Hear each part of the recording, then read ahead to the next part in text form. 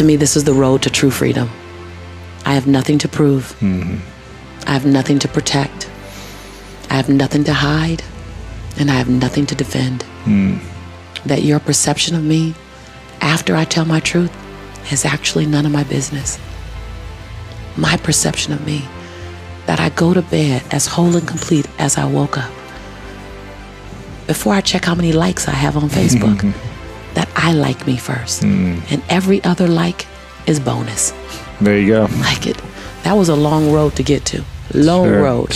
Long road. There's so much value in what you unlearn. Sometimes the best thing you can do is unlearn some things. We're always going after learning something new because we're information junkies, because we have all these forms of information coming at us on the internet, coming at us in books, coming at us on the radio, coming at us in television, that we want to learn. But sometimes your biggest breakthrough is in what you unlearn, and then you relearn. Sometimes you have to disrupt your soil, pull your soil up, take that dry dirt that's been planted for years. I know, I've just been knowing this for years. This is what my mother taught me. This is what we've always known. You have to disrupt that soil in order to plant a new seed to grow a new fruit. Yeah? You guys got that? And so I came very comfortably to disrupt your soil. Like, that's what I came for, to disrupt your soil. Not to necessarily keep you comfortable in what you know. Stay comfortable in that. I want to disrupt you in some things that are new awareness to go, oh, wait, hold on. Or new awareness about what you've been doing based on what you've known forever that doesn't fit your future anymore. Because I can guarantee you, every single one of us who wants something different than what we're getting, we're doing something unconsciously from old patterns that doesn't even serve our future. That's when the tongue in your mouth and the tongue in your shoe are going in two totally different directions. And your job is to align them up so that you can move forward in a powerful way. Every single thing you touch is impacted by your story. As an attorney, as a teacher, as an architect, there's not one line of business that you can be in that a story, and a great story, won't elevate your outcome. Every single line of business, every single line of service that you're connected to will be impacted and ideally elevated by the level in which you're willing to tell and share your story. So let me give you some guidelines, some parameters, what I like to call the bumper rails, as if you're going bowling. You know, when I go bowling, I ask them to put the little bumper rails down so I can my ball can get down the lane. So let me set up some bumper rails for you so that you understand what makes a great story. So one is the willingness to take risk. Most people, Vishen, when they're telling a story, they don't want to take a risk, so the story has its limits on how high it'll go or how deep it'll go. And when you have that, then you're really not at that part that's going to touch my soul. So being willing to take a risk, being clear and concise with your stories. A great story is a show me story, not a tell me story. Now, this is the distinction that's the game changer for most. Most people are telling a story. They say, so let me just share with you a little bit of my story, and I'll tell you and then I'll show you. So as I was building my life, there was a time in my life that was very difficult. It was very challenging. True story. Very difficult, very challenging, very uncomfortable. I didn't have a lot of money. I didn't have a lot of hope, and things just looked dismal. At some point, I had to turn my life around. At some point, I made the decision that life had to get better. I'm telling you that. It's decent. You learn about me. Then if I were to show you that story, I would say 6 days a week, I had to eat beans and weenies. I had to find money in the crevices and the corners of my couch so that I can get my son milk. There were times when my heart would beat fast just at what am I going to have tomorrow? At some point, I got sick and tired of my own story. Is this going to be my future? No, I can't handle it. Notice the difference in that second story. I completely see that. I just painted a picture, same story. Mm-hmm. Now the second one, when you show a story, it's gonna require more of you. It's gonna require you to find the colors. What were you thinking? What were you experiencing? What was going on in your head?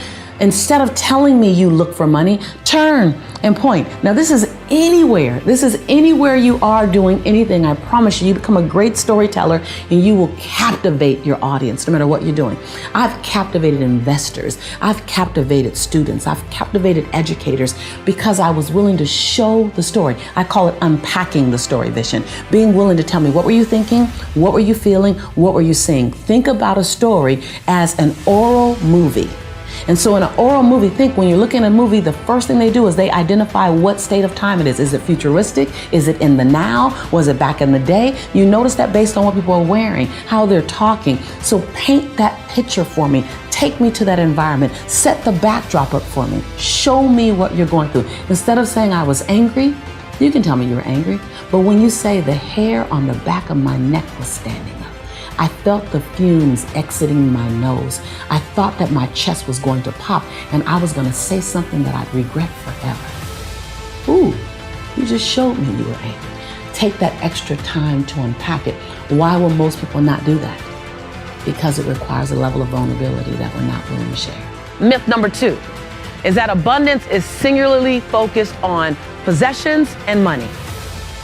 Right? It's all about what you drive, what you live in, how much money you make. When in fact, it couldn't be further from the truth. Wealth is possessions and money. Abundance is a 360 experience. Abundance is a 360 experience. True abundance is your health, because if you don't have great health, life does not feel good. Abundance is relationship, and at the end of your life, literally, you will measure the quality of your life by the quality of the relationships you had. All the other stuff will fall away. That promotion you're thinking about, you're wondering about that raise, it will fall away in the area of importance when you get to the end of your life. You will begin to look at the quality of your relationships. How are your children relating to you? How are your siblings relating to you? Do you have love in your life? You literally will start looking at relationships at a higher level as you get older. So when you mind them now, you take care of them. And I know that for a fact. I have a friend who's worth $14 billion. Billion with a B. He was just partying at my house all night long, wouldn't leave, 4 a.m, go home. And he flew in from Canada to go to my New Year's party because he loves my family connection. And he doesn't have one. He is financially wealthy. He's relationship broke. Does that make sense? Abundance is a 360 experience. It's about relationships. It's about health. It's about your spiritual groundedness. That doesn't mean you have a religious origin. It's about, can you release? Can you forgive? Can you let go? Can you be still? Do you meditate? Do you have time with yourself? That has a lot to do with the quality of your life. We spend so much time and energy trying to prevent ourselves from falling. We spend so much energy trying to prevent a failure. We spend so much energy making sure we're safe. And if we spent 70% of that energy exploring how we can soar, exploring how we can play bigger, exploring how we can make memories that we absolutely will be excited to tell when we're 85 years old sitting in our favorite rocking chair. If we spent 40%, 50% of that same energy, how would our lives look differently? I'm not saying be reckless. I'm not saying do it without a plan. What I am saying is, so many times I get the question, how do I prevent failure? And I'd love for you to spend that same energy going, how could I ensure that I soar? How can I ensure that I live the life that I want to tell people about? That I write the story that's going to be really, really good to read. So number 1 is shift your energy on what you want to create versus what you want to prevent. Because energy grows where energy goes. If you've looked at several episodes, you've probably heard me say that before. Not because I've run out of content, but because I want to keep saying it. Because repetition is not the mother and father of learning. Repetition is the mother, father, sister, brother, aunt, and uncle, and second cousin of learning. So I'm going to keep telling you this, that energy grows where energy goes. So while we want to mitigate and reduce our risk of falling, reduce our risk of failure, we want to spend our dominant energy on creating possibility and what we want to run toward. Now, I say that from lessons learned, not just as a teacher, but because for many years in the early part of my career, unbeknownst to me, unconsciously, I wasn't running toward possibility. I was trying to outrun $11.42 in the bank like I had in 1994.